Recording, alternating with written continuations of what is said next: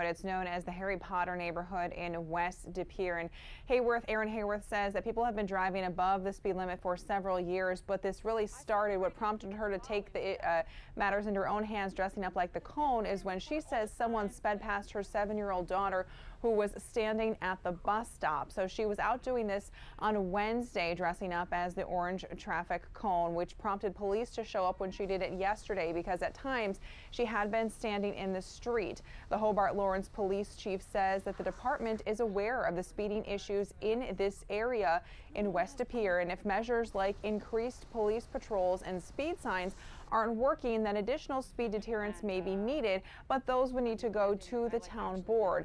Hayworth says that's what she intends to do next.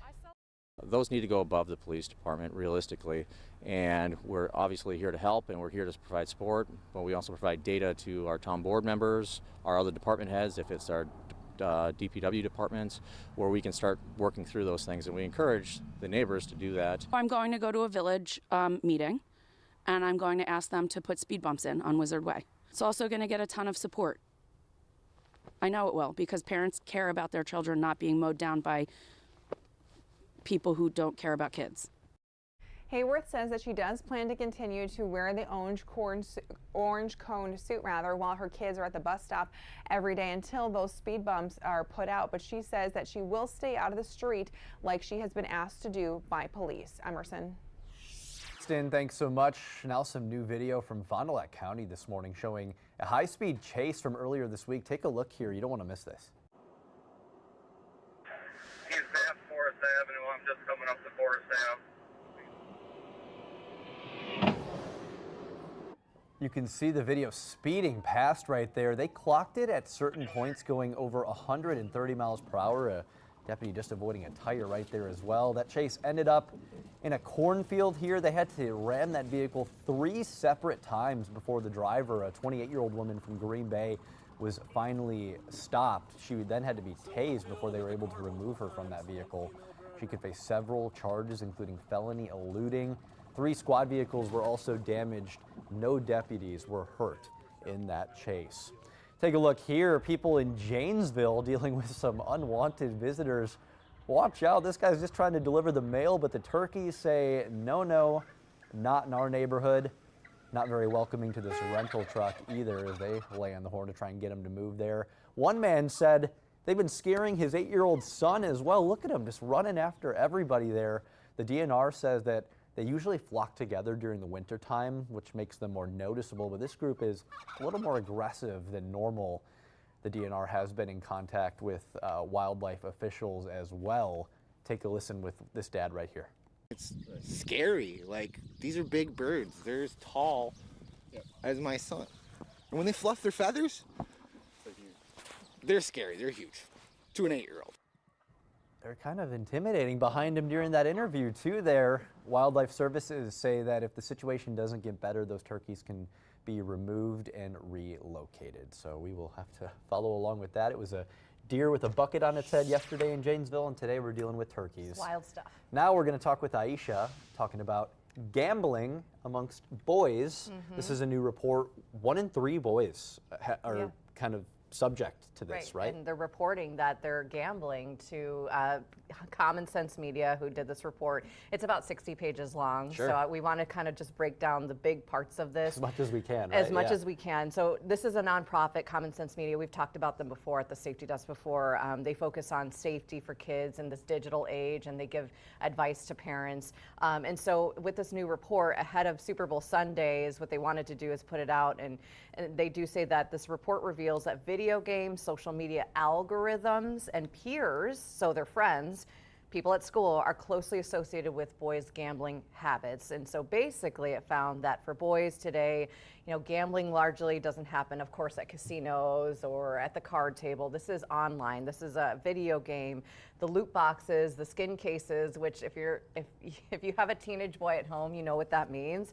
And those reward systems that come with video games and things that they're doing online. that are blurring the line between playing and paying. Sure. And it can be addictive. So this report surveyed more than 1,000 young boys ages 11 through 17 across the U.S. and it found gambling is a common behavior among that particular age group. The report says much of the exposure to gambling in digital spaces, again digital, appears to come through algorithmic recommendations. So we know what algorithms are. They cater to things that you like or what other people around you are doing. And so nearly half of young boys who gamble see online material that promotes gambling. So they're seeing it promoted to them. Common Sense Media right now calling on parents, caretakers, educators, anyone, even policymakers, saying that this exposure needs attention right now in a big way. And so especially because adolescent people, young people, this is a time when they're impressionable, right? So this is an important time to have these conversations. They have peer influences. And so Common Sense Media says without any safeguards or any sort of support, a lot of boys may be forming risky behaviors. They may be having risky relationships online, just depending with gambling before really understanding the sort of consequences that comes with it before they lose a lot of money. So for parents, really recommending you to have those conversations with your teen. And we say boys, that's what was the focus here. But this could be girls too, having that conversation with your teenager early about gambling and the risks that come with that. And then also following up as they grow up a little bit. Also to further that parent tip for you this morning, make sure that you're checking their social media feeds as much as possible, and then also setting clear rules about online spending. So important. But it is 60 pages. I did as much as I could to kind of break it down. Those are the big parts of it. And they can find the full report at WBAY.com under the Safety Desk tab. Absolutely. And so take a look, especially if you have a teenager at home right now. All right, Aisha, thanks so much. Sure. We appreciate that. We're going to check in with Steve now over in First Alert Weather. Steve, we've been dealing with these Arctic temperatures, but there is light at the end of the tunnel. We love that. We don't want to see all those negatives anymore out there. That light at the end of the tunnel is getting brighter and brighter, Emerson. We're going to be coming closer. We're going to get out of this Arctic air this weekend. Sounds good, right? But our Friday morning is frigid. We're at 1 above in Appleton. We're at 1 below in Green Bay. There's more minus signs north and west. North winds are brisk, around 10 miles an hour, and they're driving our wind chills down into the teens below zero from the Fox Valley and over towards the lake shore. The wind chill right now is 15 below in Sturgeon Bay. So we've got sub-zero wind chills this morning. The afternoon high 15. It's going to be cold. It's going to be brisk. We'll have morning sunshine. Clouds will be arriving this afternoon, and there could be some lake flakes coming in from upper Michigan.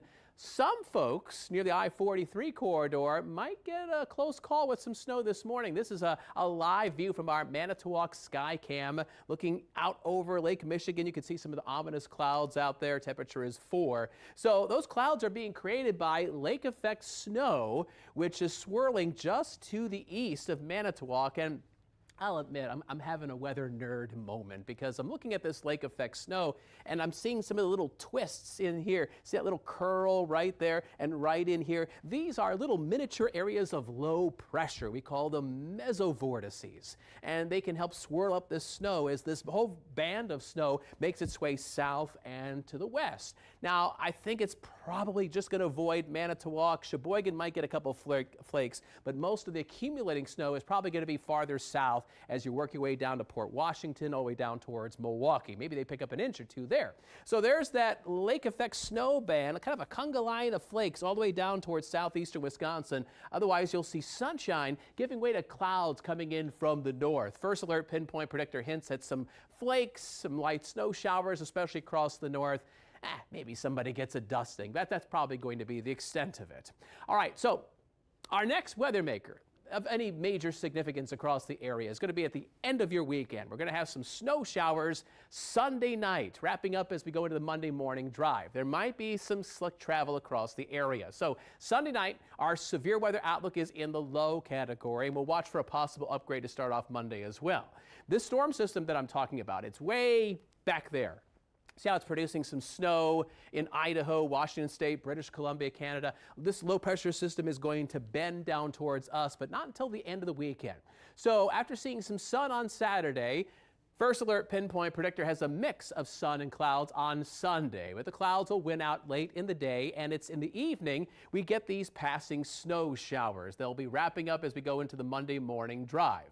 This is not going to be a big event. In fact, if we compare 3 different computer models, this is data that we look at every day in the First Alert Weather Center, they're all pretty much on par that we're going to get an inch or less of snow from that disturbance coming through Sunday night. So there's your First Alert Super 7-day forecast. Just a few stray lake flakes today. Some light snow Sunday night. We could have some light accumulating snow towards Thursday of next week. But otherwise, between now and then, our temperatures are trending up as we get out of the Arctic air. So as I was saying to Emerson at the start of the weathercast, the light at the end of the tunnel is getting brighter and brighter. So we see a high of 15 today, then low to mid 20s for the weekend. And it looks like those seasonable 20s will hang around as we go into next week. All right, Steve, thanks so much. We've got a special guest, 2 special guests joining us this morning. We've got Brenda Vienna with Shur Rescue, and then she has a friend, Lucky, here as well, joining us this morning. Brenda, we had Lucky on the desk. Yes. He's a little shy, a little sleepy too. He just wants to be cuddled up and held on to. He has such an amazing story. Can you just share the journey that Lucky's been on? So he was brought to us by two little kids and their mom. They found him in a bush with broken bones. So he's about a month old. And of course we took him to the vet, and he had his leg all wrapped up in a shattered pelvis. Oh my goodness. Here he is today, 7-8 months old. You would doing not perfectly well. Yeah. Seeing him being here, you would not think that he's been through that. And that's thanks to the efforts of Shur Rescue and the group that you work with helping with that. That's Shur. Tell us about that. Located in Cecil, tell us about Shur and the story behind it here. So we're located in Cecil on Cheese Factory Road. Hi. Steve's Expert Repair is owned by Steve Shur.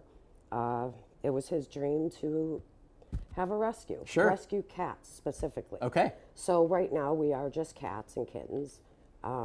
We started just right out of the house garage in the house, and by word of mouth. Word of mouth, because of the shop, it took off. So last year we went ahead and did the 501 and got all official and got our website up last year, and here we are. Made it all happen. Now we're right here on the Action 2 News This Morning live stream. This is so cool because, like you said, it started as a dream just to help out, and so many. We've spoken with several shelters, and a lot of them a great need for cats especially. Yes. And as Lucky gets on the desk here, getting a little more excited to be here this morning. How many cats would you say you've got in your attendance right now? Right now, and how we many probably have about 75. 75, and that's a lot. Yes. all ages as well, from kitten kittens to grown. up to our older adults. Yes. Goodness, that's quite the undertaking. Tell me about, I imagine volunteers, fundraising, all types of things need to happen to help that take place. Yes, so we're starting, those are all in the works now, but we desperately need volunteers. We desperately need donations to help with medical bills, cat litter, cat food, huge expenses. It all adds up.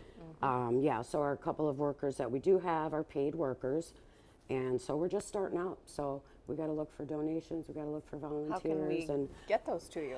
Well, we have our Facebook page, our Shur Rescue Facebook page, and we have Instagram, and we have our website, which is shurrescue.com. Sure. And you can go on there and purchase merchandise, which will help support the rescue. Volunteer, foster, donations, monetary, cat litter, cat food. Nice. Anything's going to help at this point. The medical bills are astronomical. Yeah. So. And is Lucky up for adoption, or is Lucky kind of the mascot for Shur? What's the Lucky? I chose him because of his story. Sure. He made it. They were going to amputate the leg. Here he is. Yeah. He's a cream tabby, which a lot of them are orange and white. He's a cream color. And he's just so super lovable and super sweet, and we would love for him to get a home, just like all the others. He's so calm. He's a great all-around cat. Yeah. All around. Getting comfortable. Oh yeah. So if you're watching our live stream right now and you've been thinking, maybe I need to get a furry friend, check Why out not Lucky right Check out here. Lucky. Why not Check out Lucky? Lucky. Make the trip to Cecil. Yeah. Talk with Brenda and the crew there. Yeah. We really appreciate you Thanks for coming having by me. this Thank morning you. to share all this with Thank us you. and all the work that you're doing as well. As you said, Thank you. it's so needed. Thank you. And thank you. Of course. Thank you very much. That's going to wrap it up for this Friday, everyone. Thanks so much for joining us for our Action 2 News this morning live stream. We're going to go play with Lucky some more. Have a great day, everybody. We'll see you next week.